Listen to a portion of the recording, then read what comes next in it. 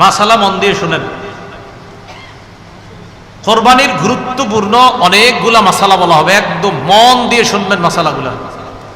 প্রথম কথা, সামর্থ্য হওয়ার পরে যদি কেউ কোরবানি না করেন, মুসনাদে আহমদের একটা বর্ণনা আছে, 16 নম্বর খণ্ড 120 নম্বর পৃষ্ঠা।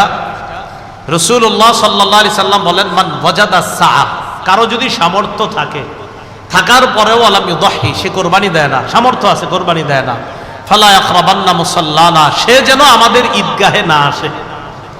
রাসূলুল্লাহ সাল্লাল্লাহু আলাইহি সাল্লাম বলেন, সামর্থ্য থাকার পর যদি কেউ কোরবানি না দেয়, সে যেন আমাদের ঈদগাহে না আসে।